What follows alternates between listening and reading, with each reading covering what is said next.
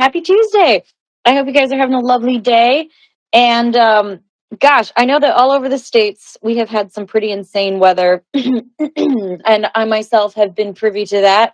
We've had some crazy storms in LA. In the chat, let me know if you guys have had some crazy storms.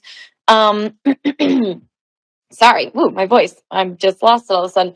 But I actually had a weekend that really made me grateful for the things I have. Um, and I would say that because I lost my power for 2 days.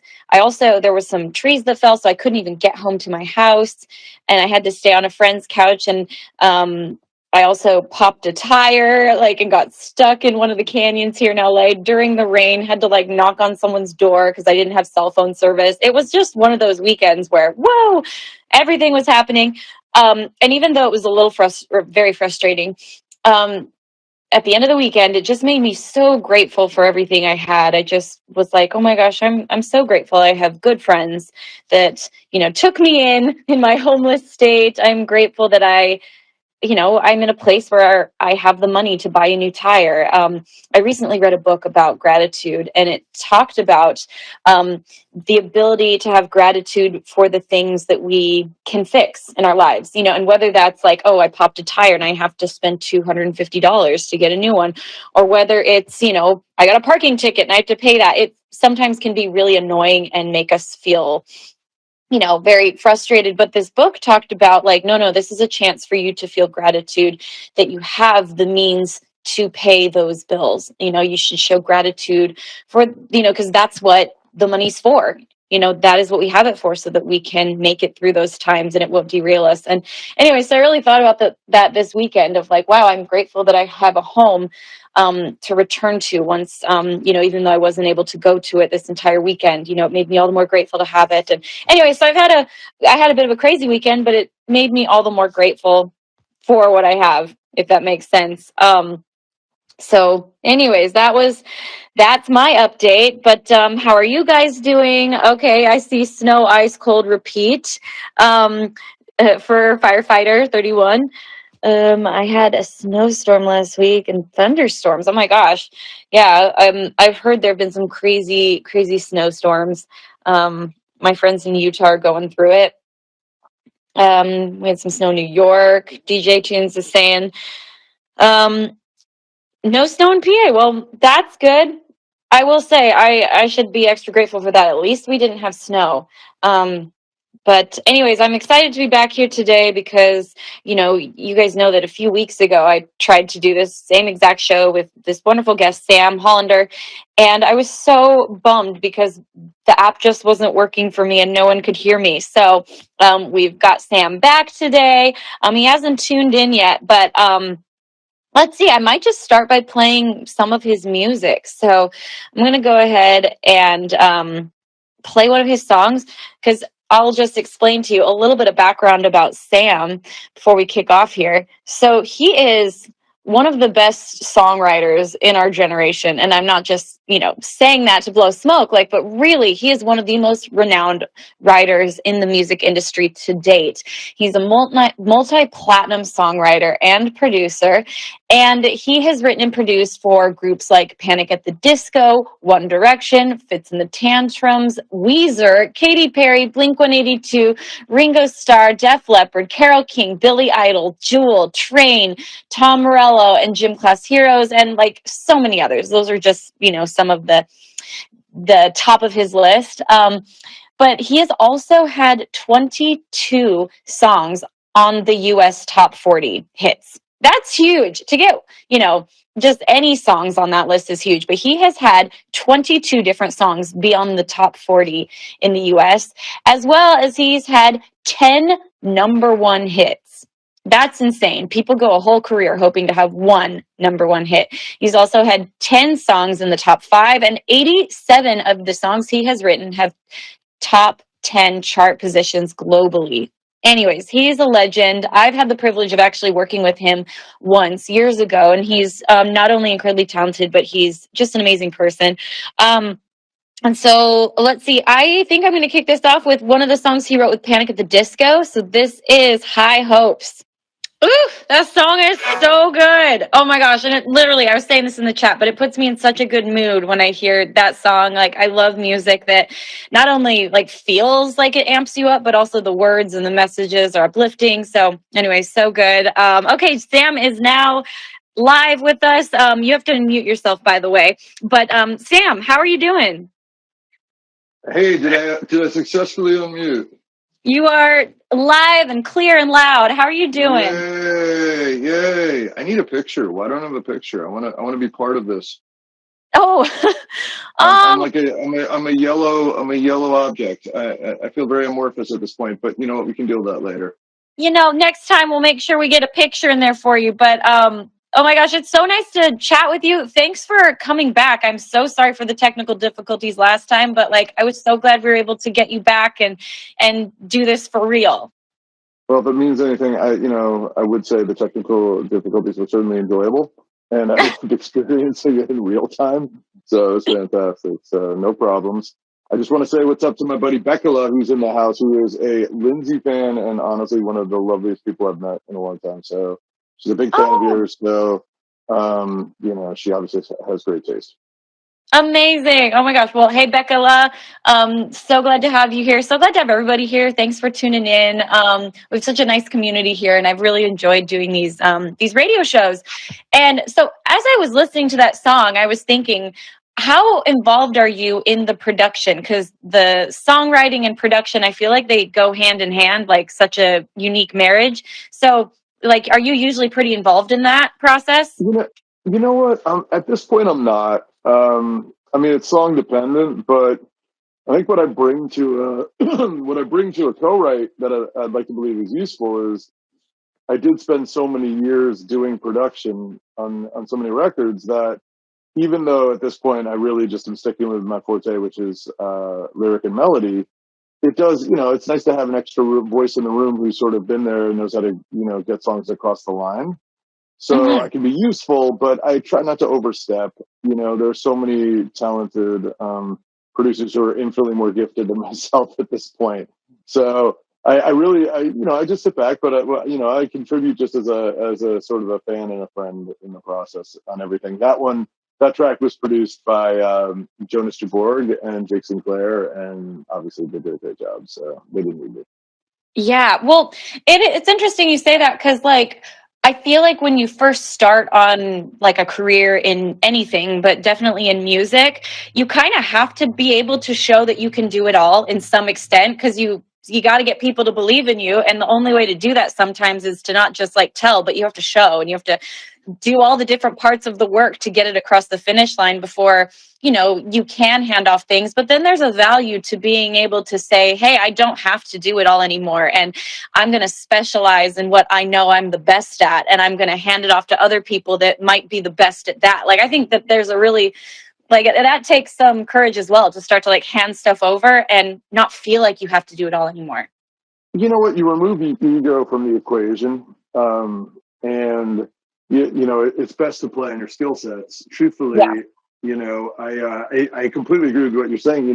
My experiences in each of the sort of disciplines of music, from writing and producing, etc., and even engineering on my stuff early on, that was actually born just out of necessity, right? I Right. just couldn't afford anybody else, Hmm. so I had to do it myself, and or in configurations with a partner, and we break up details. But I learned how to sort of do everything early on. But as I went, I was aware enough. I was certainly self-aware enough to know that the skill that raised its hand was usually lyrical for me more than anything. Hmm. And so I don't know. As music evolves at such a crazy speed. I mean, just look at the last decade and the evolution of production and splice and all these other tricks that producers use. And there was just a pivotal moment where I was working on Metro Station, and we had a hit called "Shake It," and I did tons of programming on that track, and it was the last time I really got behind, got on the computer and really, I started to realize that it was, the music was evolving at a speed that I couldn't keep up with production wise, and I thought, this doesn't really speak to me. I just want to write Yeah. the song, so I get out of the way. Yeah, I think that's amazing. And I think that's a moment when you can step out of the way and be like, oh my gosh, now I don't have to do it all. Because like you said, sometimes out of necessity, you just have to wear so many hats in the beginning. Um, and it, for me at least, it's sometimes a little bit of a humility and an ego pill I have to swallow to be like, hey, look, Lindsey, you don't have to do it all. And you don't have to feel like you have to prove yourself by doing it all. Like there's value in handing it off and saying, hey, I'm not the best at that. So anyways, I just think it's great that you realize that. And by the way, Shake It is one, oh my gosh, that song is so good. And it takes me right back to like my college days. I actually put it on the playlist here for today's show because Uh, it's just like a time capsule song for me. I love it. the funny thing about Shake It is, I did, I did. We were making two records simultaneously. I was working with Dave Katz, who goes by Sluggo, and we were producing two records side by side. We were doing Metro Station album, and we were working with a band called We the Kings, Mm. and we were making both albums at the exact same time. So we had two rooms going, and we were working 24 hours a day on both. And the song I was banking on was Check Yes Juliet by We the Kings. I always felt that was going to be the song, of the Mm. two records. Yeah. And it did great, and it's really lived on. And I think over time, it's really sort of had a moment. But it was funny because Shake It, I just, I didn't see it. There was a song on the Metro Station album called 17 Forever that I just loved. And I That's a thought great that was one the too. one. But I thought that was the one, you know what I mean? And, Shake It was, a funny note about Shake It is when we finished the song, Rick Rubin was running A&R. The great Rick Rubin, the producer, was running A&R at Columbia Records. Mm-hmm. And, I don't know if he necessarily had any particular interest in Metro Station. I don't know if it was really in his wheelhouse, but I received a note from Rick Rubin. It was one note. And he said, pull back all the organic instrumentation and push the synths up and the programming up. And I'd spent so much time, cutting these guys live and comping this thing together and making it feel very bandy. And he told me to go exactly against my instincts. Mm. And with anyone else, I might have pushed back, but as Rick Rubin, I grew up idolizing him. So I thought, all right, let me try it. And of course, Shake It was the one, that really, did its thing because of it. So big Rick Rubin fan. Yeah. Do you find that you usually have your, I don't know. I feel like I always think, for example, when I'm done with a record, I think I always know like, oh, this is going to be a fan favorite. This one's going to be the one that does the best. This, you think you understand Yeah. the music well that you've written. And I find that I'm very often wrong. Do you feel like you often get surprised by songs, or do you usually know like, hey, this one's a hit? It really depends on the act, right? Because if I'm in tune with the act's fan base, you can usually tell. Hmm. So We the Kings, I always sort of knew their base because we put them. We were involved in putting them together as a band. So they existed. They were in Florida. They came from Bradenton, Florida, and they auditioned for us as a band called DeSoto. And together we changed the name and we wrote a record and changed the sound sonically, et cetera. And, it was awesome. They were just really open. They were just pop punk kids who wanted to try things. Um, so with We the Kings, I was there from the inception, so I knew what the fan base would react to. I wasn't with Panic from the inception, but I was around it because I met those guys when they were coming off the first record, and they were in the Gym Class Heroes video for Close Off, which was a song I'd written and produced with those guys. And Hmm. they were in the video, and I met Panic, and I became a big fan. So I sort of followed Brendan's trajectory loosely through the years, and I had a sense of what stuff was reacting and what wasn't. So, Hmm. when we finished High Hopes, I had no doubt that was going to be a big song. Um, Yeah. but it was funny because we had a song called Say Amen, which was the first single on that record, Say Amen, It's Saturday Night. And I would say I did not believe that was going to do as well, and it did very well. So, sometimes you miss. Yeah, there's always that occasional one that will just surprise you, and you're like, "Really? That's the one, guys." Okay, No, um, absolutely. and that's Absolutely. always kind of fun too. And you're like, "Wow, I didn't give this song enough credit, and it's having legs of its own." Which is Well, I always would say one thing, the artists never get it right.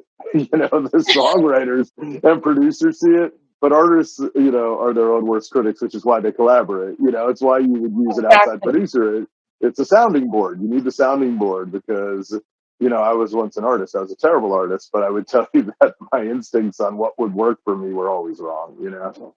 Yeah, isn't that funny? Because it's like no one knows us, well, supposedly better than ourselves. And we always think that we're like, oh, I know my artistry, and I know. But I think sometimes, yeah, we just get too close to it, and you're too You get too emotionally close. invested. That's all And it is. A yeah, hundred percent. A hundred you percent. just, yeah, So exactly. So that's it's why always. I love. Sorry, I was gonna say That's why I love playing sounding board / therapist / guy with pen. I was about to actually lead with my next question, saying that I feel like I've literally been in therapy sessions that weren't as effective as writing sessions sometimes, like with really great writers that I've collaborated with. Yeah, they can pull out of you such deep feelings and such deep realizations. And like, it's pretty profound. And so I'm just curious, does your songwriting approach vary a lot between the different artists that you work with? And yeah, how do you Oh, approach working with different oh, artists? Lindsay, it's the craziest thing because the job shifts every single day of the week. So, one day I might come in with an artist who is less lyrical, and I'm going to carry the whole thing and put it on my back to the best of my ability. Other days I'm working with somebody who's very verbal, and I'm going to really concentrate on where the melodies sit and sort of working on the melodies. Other days I'm the therapist, Mhm. and I come in and I'm really just I'm working with somebody who's so unbelievably gifted that I'm just trying to just talk them through the process and sort of and stop them from driving the car off the cliff. Mhm. Because Yeah. sometimes when you work with somebody who is so self-contained and gifted, they also have the ability to sort of train wreck because they're too skilled at what they do. And so everything they do is good. And then it becomes like this weird smorgasbord of content. So it shifts every single day. And that's what I love about the job. If it never took any twists and turns, I think I'd probably be bored. But I wake up every day super excited, and I just love group dynamics. I love sort of getting in with somebody and just trying to come up with something that just sort of makes people smile. Yeah, absolutely. Yeah, I'm a firm believer that hairdressers and songwriters are the best therapists. I wish if I had more hair, I'd be able to share that opinion with you, Lindsay. But unfortunately, you know, my follicles took a beating in the 2000s. Oh, shoot. Well, that's all good. You don't need good hair to be a good therapist. That's all I got to say. So, Um, so true, so true. so, I guess what first drew you to songwriting? Like you said, you were an artist first, but what was it that made you kind of switch gears to become a songwriter?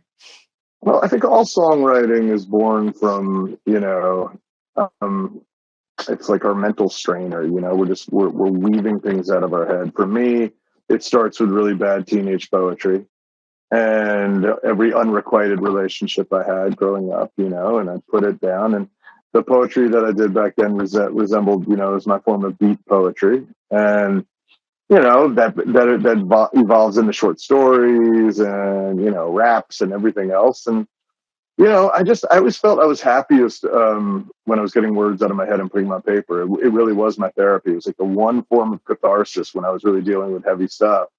I always Hmm. felt that, the second I put words down and got them out of my brain and was able to look at them, it was tangible, and that's what drew it to me. As far as artistry, etc. I think I'm one of the few songwriters who really got into this business to be a songwriter. I grew up idolizing songwriters. I grew up idolizing everybody and multi genres. I dance in so many different genres because I'm just this colossal nerd who grew up feeling, from everything from, I grew up, Holland Dozier Holland to, Stock Aitken Waterman in the 80s in the UK to, Tom Bell and Gamble and Huff and the Brill Building writers and Barry Gibb and all these people like throughout history. They framed my voice. I was just always a huge fan of songwriters. I like nerded over them. So I had to do anything I could do to permeate this business. And when I got into it, unfortunately, I got into it the exact year that Kurt Cobain came along. And this guy wrote his own songs without any collaboration. And Hmm. they were really, and what happened was when Nirvana hit, suddenly it was super uncool to write with co-writers. Oh, And, you know, previously, in 3 years before, Appetite for Destruction, Guns N' Roses had co-writers on it. You know, if you go through the history, you know, the Eagles records had co-writers. Jack Kempson wrote a lot of those songs. Carole King's Tapestry, there's a co-writer named Tony Stern wrote It's Too Late. You know, throughout history, it was beyond accepted. It was what made, you know, some of the greatest songs in history. They were just these collaborations between artists and writers. But when Kurt Cobain comes along, that becomes inherently uncool. And of course, that's when I come of age. So that's why I had to claw my way through the business. And I think that sort of was the foundation of my failings, because I just, you know, I had to find a point of entry, and back then it was impossible. yeah. Well, so some of your first major collaborations were with Carole King on her Love Makes the World Go Round album. And then shortly after that, you worked with our disco queen, Donna Summers. So I'm so curious, were there any lessons or experiences from working with them that really kind of shaped your songwriting or just shaped your trajectory in music? Yeah, well, all of them. You know, Carole King, classiest artist I've ever, outside of Lindsey Stirling, that I've ever come across. She, you know, the coolest thing about Carol was that she grandmothered me into this business. And what I mean by that is she was the first person who was a Hall of Fame writer and Hall of Fame artist who took note of me and thought that I actually had a defined skill set where, you know, I think people genuinely appreciated me and thought that I was mildly amusing, but they never ever, you know, I couldn't catch a break of any note. And Carol was the person who fought for me. And, you know, on Love Makes the World, you know, ended up getting the single and the title track of the album, and it was a Gap commercial that was really huge with her and her daughter. And you have to understand, like, I was writing against Babyface and David Foster and Carol Bayer Sager and all these people I idolized, you know. So that was the first moment of respect. And what I would say, what I learned from Carol was humility, decency. She's just like you know, it's funny that the musical is called Beautiful. If anyone out there hasn't seen it, it truly is, you know, it's the most powerful Broadway musical I've seen in 10 years. And I would Mm. tell you that, you know, she is one of the most beautiful humans ever met. So it's apropos. Donna Summer, coolest, man. Like, Donna Summer, wrote 2 songs with her. They they were never going to make a record. It was early in my career. And then a few years later, randomly calls me one evening. I'm in my apartment and the phone rings, and it's Donna Summer. And we'd only met and never kept in touch. Like, I just was a random person on like a carousel of sessions that she did. And she called me up and she said, "You remember me?" I said, "I do." She said, "What are you doing?" I said, "I don't know. I'm watching television on my couch." She said, "Is there any way I can send a town car down for you to take you up to the Hit Factory Studios? I just want to hang out with you and play you some songs and get your opinions." Which was like Wow. 10 o'clock at night on an evening. And I said, absolutely. You know, and I'm like shaking. And I got up to Hit Factory, and we ended up hanging for about 3 hours, just listening to new demos and talking about life. It was one of the most powerful nights I ever had in my life. And that was the last time I ever saw her. She, you know, passed a few years later. So it, Wow. all these people, I would say, like, you know, I make records for every young artist that I've been blessed to work with, you know, through all these, you know, through all these scenes and everything from you know, from a Panic or, you know, any of these bands. At the same time, I am also equally excited to work with an OJ's or a Carol or a, you know, Ringo Starr and these people, because I'm learning from the greats, and I want to learn from kids. I want to learn from the greats because I feel like I'm right in the middle generationally, and I try to be a conduit between all of it. It's like pick up tricks and pass them down, and, you know, pass them north. You know. Absolutely. That's amazing. And I love how you talked about Carole King just giving you this like validation of being the first person that, you know, didn't say, "Hey, you're good," but just said, "Hey, like I see something in you." And I think everybody, Lindsay, who was that for you? oh gosh, I'm trying to think of the first person that really made me feel, you know, I think it was just a producer that I worked with in Provo, Utah, when I had Yeah. nobody following me. Nobody knew who I was yet. And, you know, I met with like the one EDM producer in all of Utah. I like showed up and we had a meeting over lunch, and, you know, I showed him some of the little ideas I'd been working on. And he, like, just him agreeing to work with me and spending weeks working on my music. And, that just saying, hey, I think there's something here and I'm willing to invest in you. Like, when someone does that for you, it doesn't matter if they're the biggest star in the world or if they're just someone who is giving you their time. It means everything. It's the greatest feeling because, first of all, we all need support networks, right? So I was blessed because I had two parents who were both artists. So it was sort of, when I played JV football in high school, they were horrified. They were like, what have you become? They wanted me to stay, they wanted me to stay weird and stay interesting and create because they Yeah. knew I was a weird creative kid, So I had this support network that was magical. And then I had friends who, maybe they hated my music, but at least they didn't crush the dream for me. And they were supportive and cheering. And a lot of people don't have that, so I felt like I had a leg up from inception. So every person along the way, whoever has sort of cheered for me or given me a high five along the way, it's never lost on me. I take that very seriously because, I understand the effort that it actually takes people to do it. So I get it. Yeah, 100%. Those like small stories at the beginning there are so crucial. Like, I just think about a story from when I was a little kid. Like, I was in first grade and I decided to wear a wig and a Chinese kimono to school, which nowadays would be appropriation, but I was 6 and I just wanted to wear something from my costume box. And so, like, I went to school with a wig and with like these sparkly red shoes and basically in a very quirky costume.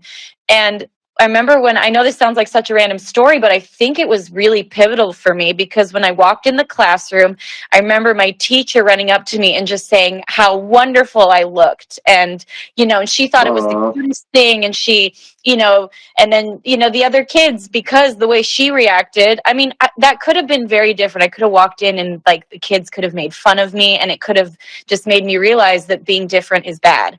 But I look back at Lindsay, I look back at it too. The one thing I'd say is when I walked into school with a wig and the kimono, I got a different response. But and then put on my football cleats. It was a strange thing for everybody. And no, sorry, I digress. I interrupted you. Keep going. Oh no, but I just think those moments, they really can define you and move you one way or the other. And I look back at that silly story and I'm like, I'm so glad that teacher decided to be a cheerleader for me that day and accept me. And, and it really did stick with me for my life that, hey, it's okay to be quirky. It's okay to be different. And, so it anyways, absolutely is. Look, stay weird, stay wild. But I got to say, for anybody out there who, because obviously I feel like you're all Lindsey fans and you should be, I just want to tell you, this is a lovely, lovely, lovely human. And we met right when, she started exploding on YouTube. When she came to the studio one day to hang out, and she was so absolutely just this divine, just wonderful, decent person. We had such a great just hang. And I remember thinking, wow, I couldn't root for this person anymore. So just know that if you think oh, she can't really be this lovely, she is. Trust me. So. Oh my gosh. Well, thank you, Sam. And I feel the same about you. I remember I think one of the great things that good writers do is they make artists feel comfortable and they make people feel at peace and at home and like it's a safe space. I remember you made me feel so welcome and so just like, oh, I can be great here. I can also make mistakes here and it doesn't matter. You know what I mean? And I really appreciate that. So thank you so much. I love that. I also remember that when my publisher set up the session, he said, I'm so psyched, you're going to write with her, and, I said, great. I said, cool. So I'm going to do top line or whatever. He said, absolutely, absolutely. And you were making an instrumental record. And he came to the door. And I remember thinking, okay, so where would the lyric and melody go? And that's about what we were doing. So once again, that publisher never worked with me again. But that's showbiz, as they say. So. Yeah. Oh my goodness. I can't tell you how many times I've walked in rooms with, writers or producers and I can tell they're very confused when I try to explain what we're working on. They're like, wait, what? I'm like, yeah, no, instrumental, just violin. Well, A&R people sometimes, they miss the subtleties in the pitch, So Right. just Yeah. so details can get lost in the equation, but it's fine. No offense, it's fine. I had so much fun with you; Totally. it was awesome anyway. So it was awesome. Absolutely. Well, you mentioned just a second ago about how, like, in your childhood, in your adolescence, you had such supportive parents, you had like great friends that were supportive and kind of made that difference for you. But I also read that you had a learning disability in school, and that, and actually I did as well. I was dyslexic and, couldn't read to save my life when I was younger. So, how did these early experiences help you learn resilience? Well, I was massively ADHD in the '80s, and for anybody who's of age, I don't know if anyone is on this chat, but one thing I'll tell you is, it wasn't diagnosed in the '80s. In the mid '80s, they didn't diagnose it, so you were just deemed to screw up or lazy. And my parents were both Ivy League, so I was just this colossal screw up, and once again, my parents were lovely and they cheered and they understood I was a little strange, but they couldn't articulate why I couldn't sit still in the classroom, or why my GPA was at the bottom of my grade. But what, it did so many things for me though, because I learned, although I learned differently, I learned.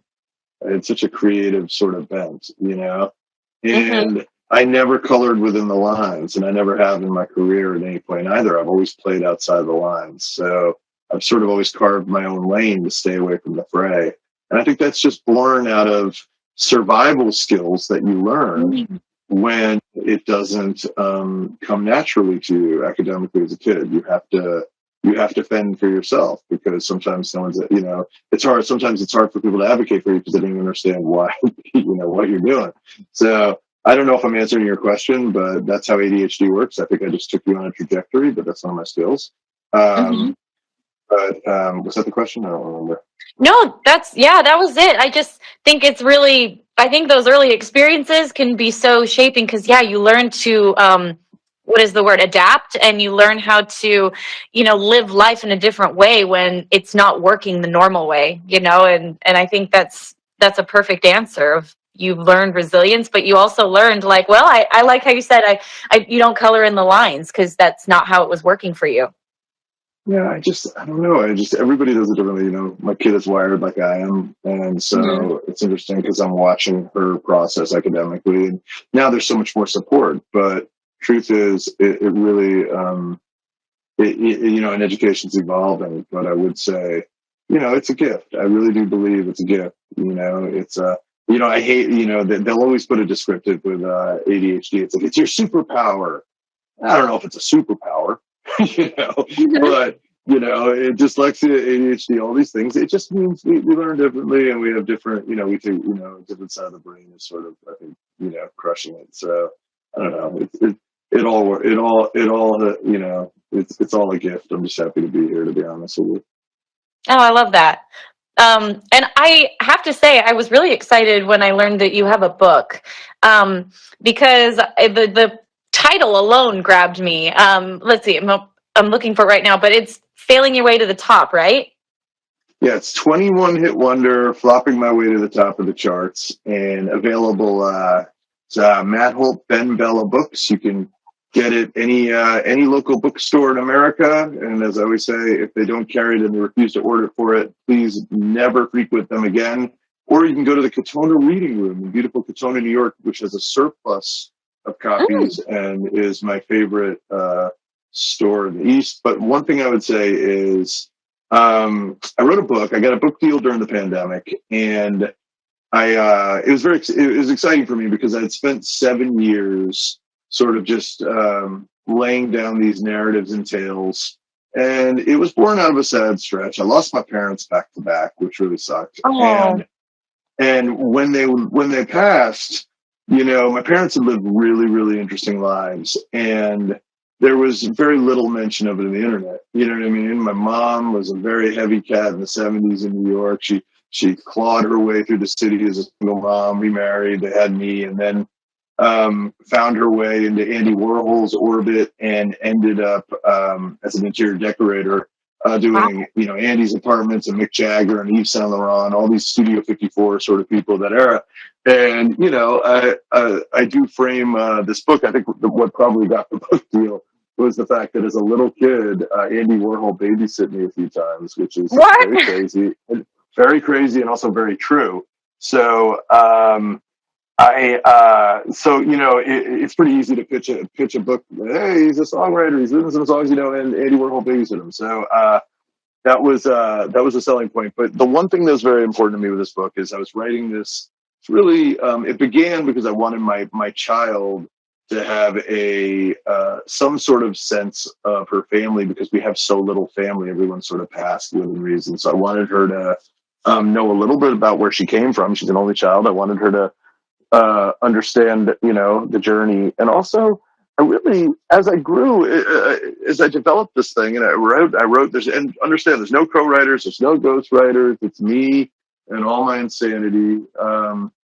But the one thing I would say is I realized that this book, I think, might be important for anybody who's mildly creative in any way, shape, or form, and maybe hasn't caught the break they had ever dreamed of yet, or hasn't taken the path that they had ever hoped to take, or maybe walked away from something where they really felt that there was a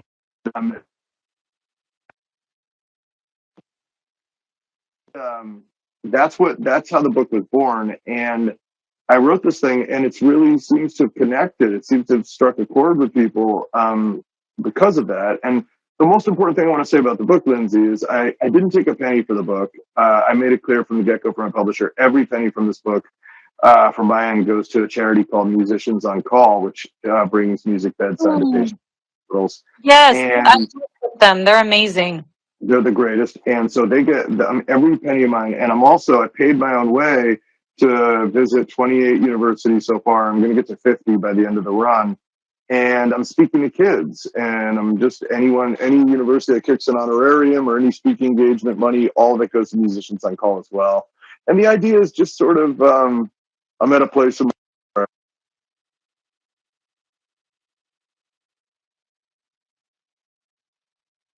So it's very neat, you know? Yeah, no, that's incredible. And um, yeah, I love that you were just saying that this is a book for anyone who just, feels like they haven't gotten their break yet, or they feel like they're in a slump, or because let's be honest, like so much of reaching a destination is kind of just getting past all the potholes and the pitfalls and like getting up every time you fall down. And I think some people don't realize that every person they idolize, every successful artist or writer or, whatever, every successful person only got there by failing so many times. And so, like, I immediately related to just the title alone of this book. Lindsay, one thing about the show business, that has always nauseated me is I read tons and tons of bios. I watch tons and tons of interviews because I just nerd out on all this stuff, And Mhm. many times people gloss over the failure and instead sort of focus on the victory lap. You Yeah. know, I don't think Hmm. success is particularly interesting. I don't, Right. it's great. I wrote some hit songs. It's neat. It's really been exciting, and I can't believe I chased my dreams and was able to do it. But what's interesting was the lack of success. What's interesting is the futility. What's interesting is the errors, and the errors that I'm not here to blame. There's no blame. This book has no blame. I never I do not blame labels or managers or artists or any of these things. At the end of the day, many times when I was failing for the first 15 years of my career, it was born out of my own mistakes, Yeah. And what I learned at some point at the age of 35, I learned actually how to, I think I just made every mistake in the industry, and I finally stopped making mistakes and really figured out my craft. And that's what's so important is just, learn about futility, because I think that will inspire. Success can only inspire to so much. It's not relatable in many ways to people, but what's relatable is the struggle. And that's why I wrote this book. Well, and how did your failures help you learn and grow? And I guess, like, what is the value of your failures in the scope of your career? Resolve, tenacity. I began to figure out who my character was. I realized every step of the way, every time I was getting sand kicked in my face, I realized that these were pivotal turning points. These were junctions where I had to decide if I really wanted to do this, and there was never a pause, never a question. And that told me that it was a calling, and it was like weird divine intervention. I thought I just needed. And every time that I was exasperated, right? Every time, and if any of these, any of you guys purchase the book or read the book, you'll learn, I fail. I really am bankrupting labels in my failures in the early end of my career, and everything is a disaster. I tried everything in this business and missed. And what's funny about it is there were always moments of happenstance, though, along the way. I'm sitting at a juice bar on Second Avenue in New York City, and I run into my friend Morgan, who I hadn't seen in a bit. And I said, "What are you doing, man?" He said, "Oh, I'm eating McDonald's for 30 days straight." And I said, "Wow, that sounds absolutely disgusting." He said, "No, I'm filming it. It's going to be really cool." I said, "Okay, cool." He said, "You want to write a song with me, a song about it?" I said, "Sure." Because back then I didn't care. We were just artists, like just doing our thing. Like we are just creative people and hooking each other up, etc. So I wrote the "Super Size Me" song with my friend Morgan Spurlock for the movie Super Size Me. So if you ever watch Super Size Me, the song's in the movie like 400 times because it's all we could afford on the music budget. But it was little, and then the movie was Oscar nominated, and it was cool. And you just get like little nibbles like that keep you in it, even when you're having colossal failures and the phone stops ringing. If you just get just little moments of validation, it keeps you through it. And that's one thing I learned. Absolutely. I think that's invaluable. I think that I like to call them my little breadcrumbs that I find in life, and just these Fantastic. little tiny, they're either encouragements or they're just like a little sign that lets me know that, like, okay, I am on the right path. Like, this isn't a waste of skin in my life. Like, I'm going somewhere because I have these little breadcrumbs that are kind of guiding me. By the way, Super Size Me. I remember watching that. That was a crazy movie. It's a cautionary tale. It's Yes. cautionary tale. Don't eat that Was he food. okay? I gotta say, like, that he really took a beating in the process. Yeah. You have to understand, he's a really good-looking, charming fella, and after 30 days, he did not look like himself anymore. He looked sad and defeated and, bloated. So I was glad to see, him go back and make healthier choices. Oh, Nothing, good. nothing, Yeah. nothing against the Golden Arches, but I would tell you, after that film, I never went back to a McDonald's ever again in my life, which is very strange. And I still eat some terrible things, but for some reason, McDonald's is not on my trajectory. Yeah, well, when you see it firsthand like that to somebody, anyways, for anyone who's wondering, you should watch Super Size Me. It's very, I don't know, you'll change your perspective, I think, on fast food in general. It's kind of crazy, but uh, so I think you said that when you were writing your book, you went back and listened to a lot of your previous work that you've written, and you said that you rarely go back and listen to your own writing. But was it exciting and fun to go back through all your previous work as you were writing this book, or did it take you back in time in a way, or how was that? Well, I think the greatest gift that songwriting has ever given to me is, I look at my songs as these weird timestamps. They're like photo albums or 3-minute photo journeys. I can go to the Spotify makes like, Spotify made a playlist of my stuff, right? This is whatever, Sam Hollander. I went down and I go through this rabbit hole of songs, which are hundreds and hundreds of songs, that date back 1,000 years. And when I go through it, every single song, if I put it on, I can transport myself to where I was that day almost, emotionally, who I was working with and sort of what I was trying to say that day and the time of my life, and that's the most, I mean, what a gift, right? So when these songs live on, when I hear some of these songs on the radio or in, at the dentist's office or wherever else I hear my stuff, it's magical because it's suddenly, it's a snapshot of a moment in time. And I mean, what a great job, I mean, it's better than any iTunes photo, whatever Apple photo album that I have, it's lovely. Absolutely. You know, they're little pieces of your soul. Like when you, even if you're writing music for other people, there's like so much of you in everything that you write for these other artists. So, you know, I'm sure that is a powerful journal, you know, to have it all in song like that. Oh, Um, it's amazing. And, and the thing is this, I've worked with incredible people across the board. Like I worked with really, really, really sweet, sort of decent people. There's so few that I ever had issue with. Like I've been blessed, and maybe I cherry pick people to some extent, but I always sort of deal with very humane, decent souls. And what's wonderful about that is, it's a shared memory with all of us, and that's incredible. We will always have these moments. We always have like this little timestamp that we spent together. It's cool.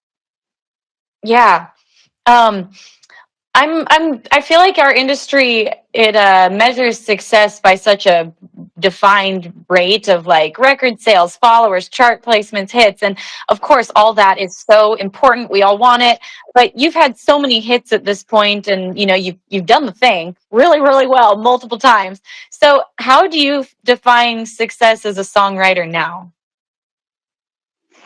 Wow. Cool. There aren't really any metrics anymore. You know what I mean? Because it's always evolving. Mm-hmm. Um, I mean, I don't know. I just, there's so many different lanes and so many things. For me, it's just, you know, did something raise its hand, and was it heard? Was it part of the consciousness for a second in time?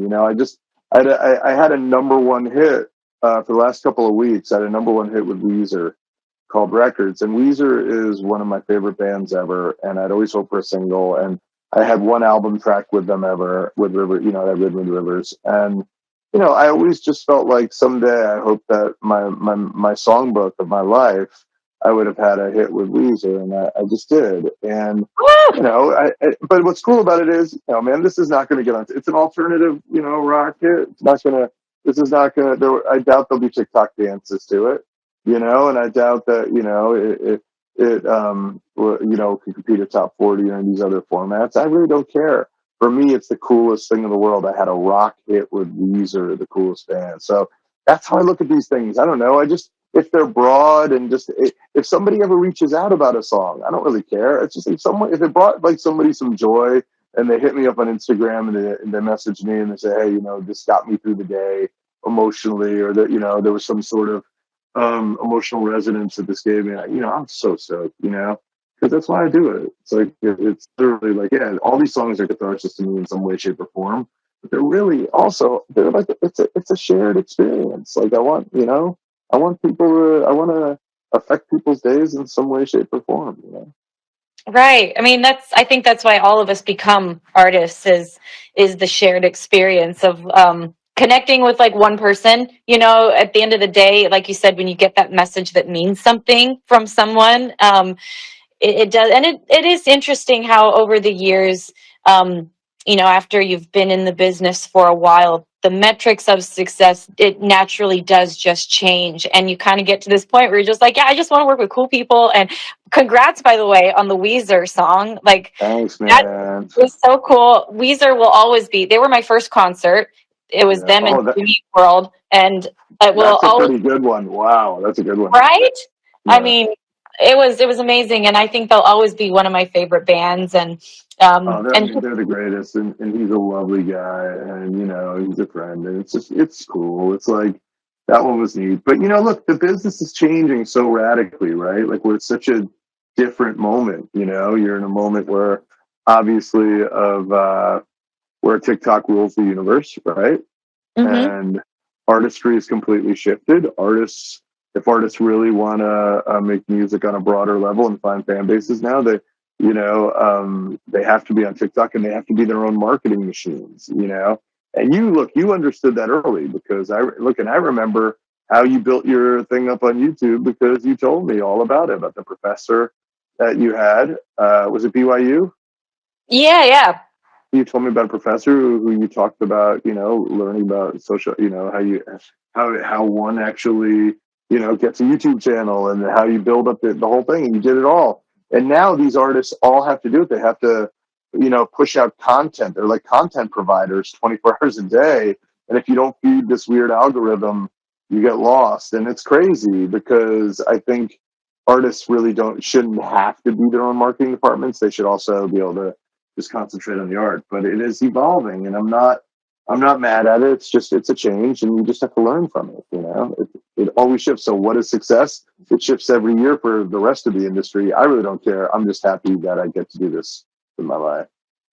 I love that though. It's like, hey, because a lot of times I feel like sometimes I feel myself starting to get swept up as things start to change. And I'm like, oh no, I don't know if I am going to be good at this new way that things are coming out. For example, when TikTok started to take over, you start to get a little bit afraid and be like, oh my gosh, can I follow this next wave? Will I get swept away by it? But then you kind of take a step back, and it's nice to realize that, like, hey, I've got my corner over here. And even though the world is shifting and the art is shifting and all of this stuff is changing, like, I've still got my corner and I can be happy here. I don't have to constantly feel like I have to like be on top of every new trend, every new wave. Like, because I think that's when we all start to go a little crazy. But there is something to be said about being like, hey, it's cool. I'm over here doing my thing, and I'm going to do it the best I can, and that's enough.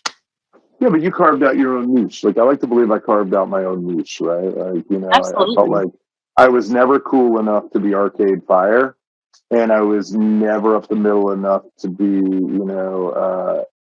in sync or Max Martin. So I was always a little quirky, but yeah, I knew my space, so I knew the kind of acts that would be the best collaborations. Look at what you did. I mean, you completely created a brand new path in this industry. I mean, you carved out something I had never seen before. So that's what it takes. That's real artistry, and I think that's just there's something to be said about it. Yeah, well, thank you. And you said you've kind of, you found your own lane and you've carved your own path, which is so true. And I guess, what do you feel has been, like, I don't know, what do you think is your greatest gift as a songwriter? Because I do feel like we all have our kind of like our voice to share, or the messages we want to share, or like something. So like, what do you feel is like one of your greatest gifts in your lane? Well, I came of age in the 80s, and, I was making a playlist for my kid, trying to introduce us when Stranger Things first happened. I wanted to introduce her to my 80s, right? Like, what was my experience as a kid? And it was funny because after I made this playlist and I was listening back to it, I was all proud of myself. I realized that every song was like from 120 to 200 beats per minute. Nothing was slow. And what I realized is I love up tempo songs. The faster, the better. It's always been my taste as a Mm-hmm. kid. And and that starts from growing up in the disco era when you're very, very small, and when Donna Summer and the Bee Gees and all that stuff was happening, a new wave and all these genres. I always love up tempo stuff. So I would say if you're an artist and you're looking to collaborate with somebody on a ballad, I'm definitely not the guy to call. I'll make your ballad. I'll speed it up, and it'll be terrible. I've had I've had two successes with two ballads in my life, and one was Train's "Marry Me," and it's a big wedding song, huge hit. And what's funny about it is I did nothing. In fact, Pat Monahan and I wrote that with Dave Katz. The three of us wrote that song. And I had a different title, and Pat hated my title, but he ran with it, and we wrote this song, and then he rewrote the lyric as "Marry Me" and turned it into the hit. So my instincts are terrible with ballads. So I really think my voice is best suited. I really know how to write an up tempo song with heart. I like writing up tempo songs that make you feel something, which sometimes is a delicate balance. And that might be my lane if I were gonna verbalize it. I love that upbeat music with heart that makes you feel something. Because sometimes there's like, I mean, and there's no shame in bubblegum pop, like stuff that is just kind of like, there's nothing Oh, wrong with it. absolutely. But I've got so much on my playlist of that kind of music. But also, there's something special about those songs that have like substance to them, but are still fun. So, anyways, that's awesome. Yeah, I wish I could do frivolous better, but my stuff tends to sort of err towards some sort of heart romanticism or something, and it's just sort of what I do. But I love it against a pounding sort of up tempo thing. Well, and I think that's why, like, when we listened to High Hopes at the beginning, I felt so good because it's like this pretty epic, like, hey, hopeful ballad, but it's not a ballad. It's, it's up tempo, it's fun, it's quirky. So yeah, that's definitely a niche lane right there. That's really cool. And look, it's a very strange song because there were a lot of writers involved, and it's that rare thing, where everybody really contributed. Mm. The chorus was written by four writers in a hot tub at a BMI writing camp, like BMI, the Performing Rights Organization. They send writers who are like to a destination to create songs, right? And 2016, they sent four writers to a writer camp, and four huge writers, and they wrote this chorus and they put together this horn, and they were shopping it to rappers, and no rapper wanted to cut the chorus to High Hopes. And then the big pre-chorus, which is my favorite part of the song, was Brendan Urie and Jake Sinclair. They wrote that, and those are, I believe, Brendan's chords that are so sophisticated and interesting. And they glued that together with the chorus, and they didn't have verses, so I wrote the verses. And the verses for me were born out of I was in a sad place, so like I said, it was after my mom's passing and my dad's passing, Mm. and I'm thinking about my kid, and I started to realize that my child reminded me so much of my mom. And it's very strange when, as a parent, when you're a kid, you start to see so many of the same characteristics and personality traits. And unfortunately, they really didn't get to know each other. And it broke my heart because I think they would have been best friends. So I wanted to write something. The first verse is a conversation loosely based on conversations when my mom used to give me pep talks. And the second verse, so it's a conversation between me and my mom. My mom sort of speaking to me, and the second verse is me speaking to my daughter. So I felt like I could be like a generational conduit between both of them and sort of connect them in song, and that's what that was about. But Wow. everybody involved. I mean, that pre-chorus with those whirling chords, the sophistication. I mean, I thought that was the coolest thing ever. And that was like, I mean, talented guys. Brendan Urie is one of the most talented writers I've ever worked with in terms of quarterly. His tracks are insane. Like, people don't even know this guy makes some of the greatest beats I've ever heard. Like, he's so funky and talented. He said, I've been blessed, it's a layup when you work with really gifted kids. Yeah. Now, one of the songs that I think you sent forward to have on the show was "Save Me San Francisco" by Train. And so I would love to play that one next, and I just wanted to kind of have you introduce the song and maybe say why it's one of your favorites. I love Saving San Francisco. What I love about this song is Pat Monahan, same thing. Incredibly gifted writer. And, I caught him at a downturn in his career where he was coming off two records that hadn't been received as well as he had hoped, and he wasn't in a great headspace. Mm. And we had written a few things, and it just wasn't really clicking. And then something turned in him this day when we wrote Saving San Francisco. And Dave Katz came up with a guitar riff, and Pat and I we approached it almost like we were battle rappers, punchline for punchline. And those verses are we're literally, I can close my eyes, and we wrote it in the conference room at Crush Management, my management. And it's just two guys just literally just laughing our way, just having the time of our lives, just talking about this journey up the coast. And it was very personal to him because it was not a life that he was living. And yet I connected to it, and I could just close my eyes, and I was in the car with him, and we were just spitballing it back and forth, and I felt like it really was a magical song for me, and I still stand by it, and they play it every show, and whenever they play it, I just get chills because I remember where we were, and we were both in just fascinating places in our life.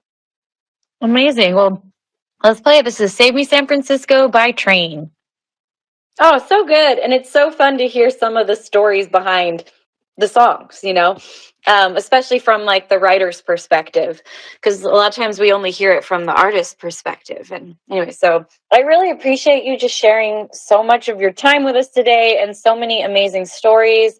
Um, I'm going to go buy your book. I have a long flight coming up, so I'm going to get your book. I'm really excited to read it. I feel like I'm in a spot right now where I need a little extra oomph of inspiration as I'm kind of in my writing phase right now for a new album. So anyways, thank you so much for sharing so much of yourself with us today. And I just have one last question, I guess, for you. Do you have anything you want to share with anybody who possibly is listening that wants to pursue a dream or maybe feels discouraged?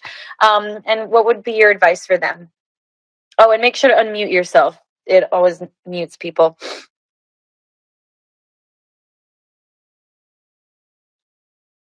Let's see. You can click the little microphone button and it will unmute you. Yay, there we go. Technology. I love technology. You're great. Hi. Okay, couple things I want to say. I'd like to respond to a couple of comments here. One, Nighthawk. I hadn't heard in a long time too. Two, I just wanted to say very quickly, I'm just going down this Mandalily de North 4 total bromance with Pat Monahan. I'd be lying if I said it wasn't a bromance. I don't have a lot of bromances, but he's very bromancy. He's a very handsome fella. And three, most importantly, I guess what I would tell you guys is this. One, buy my book, because why wouldn't you?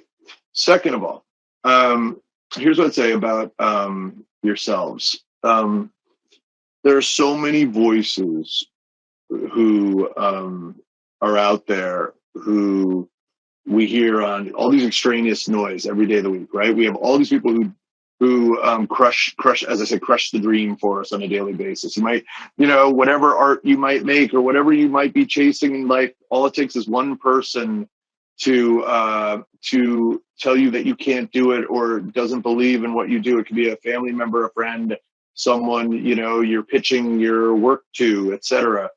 And I think the most important thing I would say is suppress all of that. Let those calluses and scars form, but use them as creative fuel when you need them.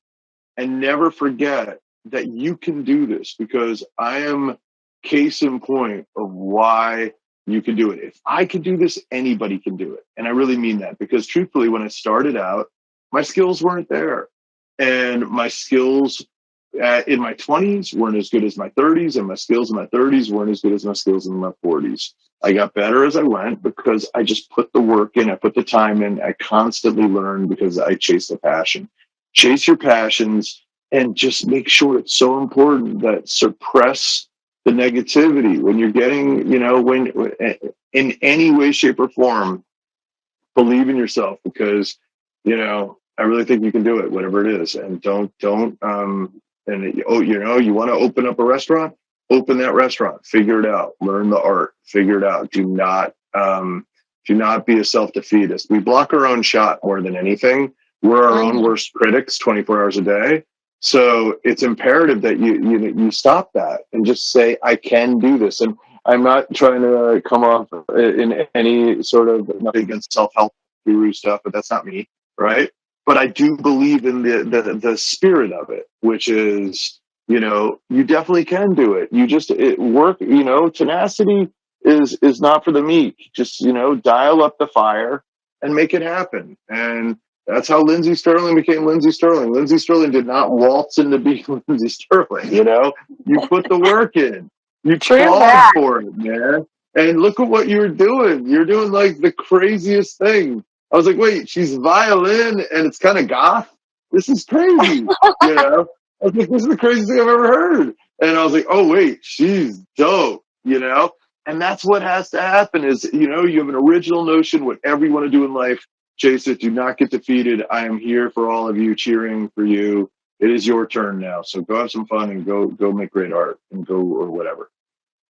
Amazing. You said that so well. I feel uplifted. I feel inspired. I'm sure everybody in the chat does. And just thank you again for everything you've done. Thank you for putting the time into this book. Like, I know that's no easy feat to write a book yourself. So, yeah, everybody go check out the book. And I hope to hear what you guys think of it. Share it in our Discord, your thoughts, and share in our different groups and our different communities. Please share it. It's 21 Hit Wonder, Flopping My Way to the Top, out now. And thank you again so much, Sam. I'm gonna let you go, and then I'm gonna play one last song of yours. We're gonna play "Shake It" after you leave, because why not? Wow, love it. And Holly Berry's 84, go draw. You can do it. Draw something special. All right, guys. Thank you so much. All right, Lindsey, I'm giving you a big hug. I'll see you soon. Okay, see ya. Bye. Bye. All right, guys, let's go for it. We're going to play one last song just because I am such a fan of this song. This is Metro Station. This chick takes me back to college, on road trips, dancing around my apartment, you name it. I probably was partying to this song. So this is by Sam Hollander, Metro Station. All right, everybody. Well, thanks for joining today. I always have so much fun doing this show, and I loved getting to talk to Sam. What an inspiring story. I just love when you hear people share about the hard times they went through, and that literally is what made them into the person they am today. Like he said that I loved when he said, I was a better writer in my 30s than I was in my 20s. I was a better writer in my 40s than I was in my 30s. And, I think he even said that he started seeing his first success when he was around 35. And by then he'd been writing and in the industry for 15 years. And, I'm sure he had so many times when he was discouraged, but he is the writer he is today because he didn't stop and he kept showing up. He kept writing, with whether it was a friend that was eating McDonald's every day or whether it was, Brendan Urie from Panic at the Disco. He kept writing because that was his passion. So I loved it. I loved it so much. I'm inspired. I'm actually writing right now myself. So I'm going to walk into my next sessions with a little bit extra oomph of, hey, let's go out there. Let's all live our dreams. Let's all create amazing things to share with the world and uplift people. So hope you all have a great day. And I'll see you guys soon. Bye.